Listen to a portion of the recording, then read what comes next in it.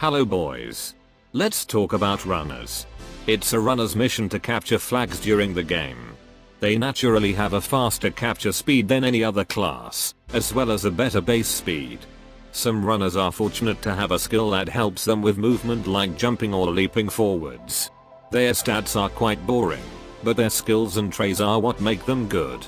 In this video I will go over the basic behavior of a runner and what units are good at the moment.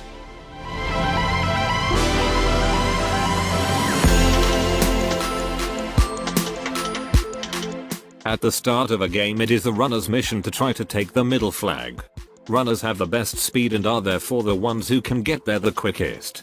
Even if there are other units like Lucci or Kinnaman who can go further with the basic attack, runners have the upper hand with skills and traits more suitable to capturing. Never capture first flag. Only if you're playing someone that can leap over gaps should you consider capturing first flag. But what about maps like Wano where there are multiple flags in the middle? Try going for the most contested one. Runners shouldn't try to play defensive. They usually get no boost from being in their own treasure area, while attackers get a damage increase from attacking people inside treasure area. If you face off against an enemy attacker in your treasure area, you're basically breakfast for that boy. Only in late game when you need to stall out for victory should you defend, but in the first 2.5 minutes you should try to get treasure from the enemy and keep them busy that way.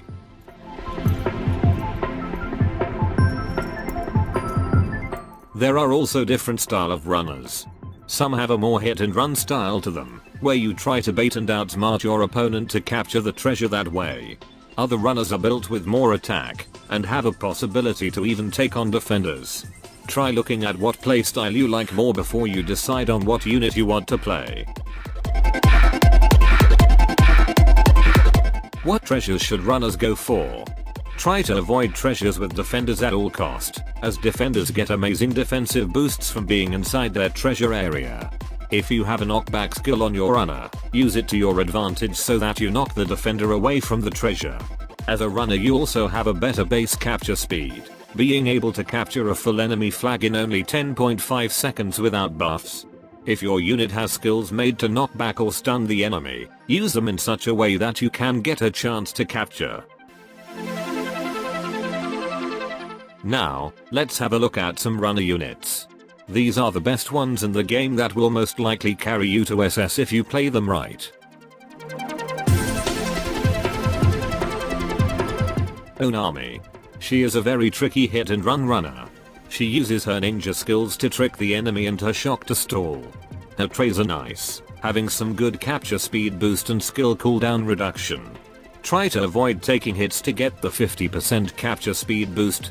Other than that, focus on capturing rather than killing or attacking the enemy. Build her with HP and defense if you prefer to play hit and run, but defense can be switched out to attack. Just remember that she does not do good damage.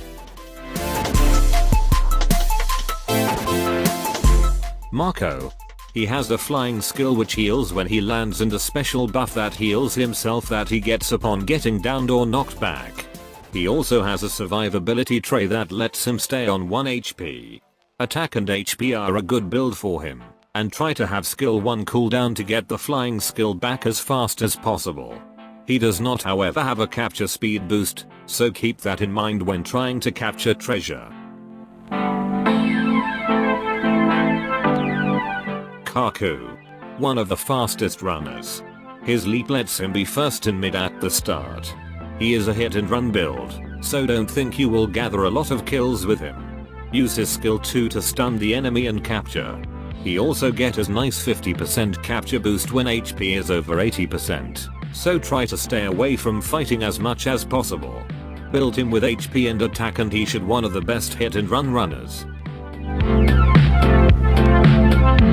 Marina 4 days. He has a hit and run build, but his counter skill makes him able to take on defenders.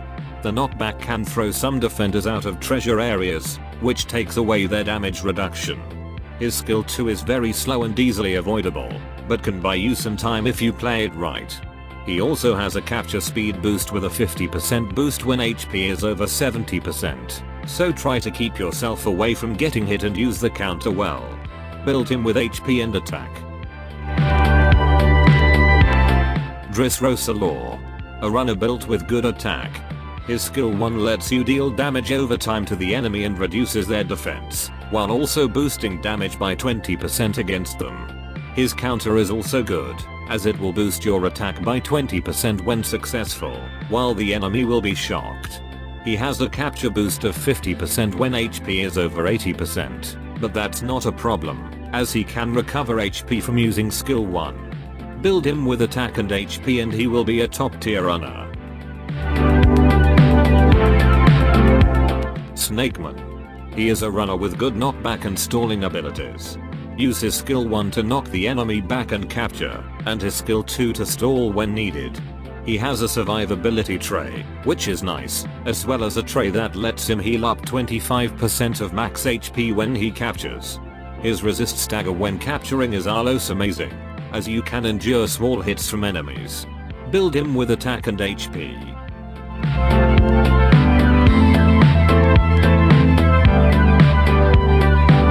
Sojking. A hit and run runner with amazing range. His skill 2 can reach almost anyone, and does a nice amount of damage.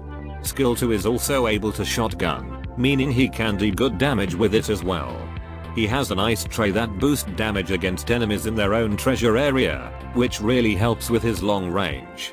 He also has some nice abilities that fit a hit and run runner, such as dodge cooldown and speed boost. Give him attack and HP medals and he's a good runner. Duffy. Boy does he jump. His skill L1 is the best leap in the game, leaving behind him a clone that can stun the enemy.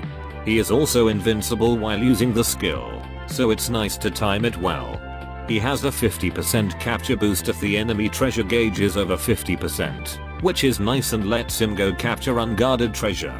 He also has a survivability tray, which is always nice. Try to avoid combat, as he doesn't have the best attack and defense boosts. Give him attack and HP and he has the potential to be a good runner. Crocodile. His is a runner that likes to boost himself and his allies. His skill 1 lets him fly over gaps, which is nice, but can either give a defense boost or attack an enemy, depending on what you aim for. His skill 2 is good for stalling, as it can go on for a long time. It also has increased crit chance, so if you can play him with a crit metal set. He has a tray area created by skill 2 that gives him an attack boost and some recovery. He also has a nice set of cooldown reduction and some damage reduction. Give him attack and HP medals and he can be a good runner. Ivankov. He is the most annoying runner to deal with.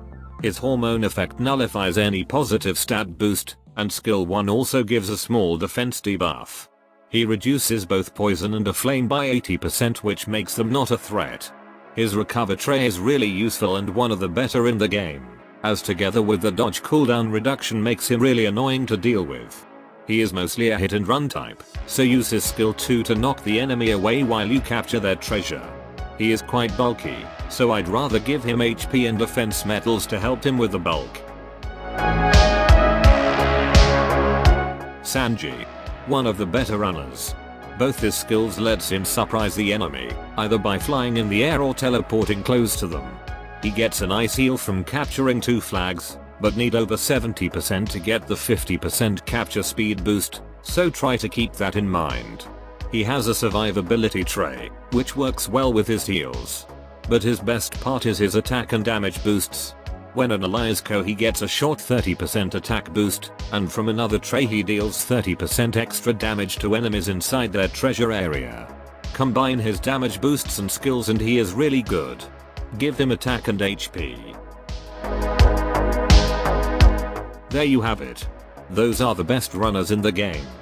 The top 3 are probably these: Dressrosa Law, Sanji, morinho for days. If you have them and want to play runner, consider powering them up to 6 and use them in league. They are sure to help you out.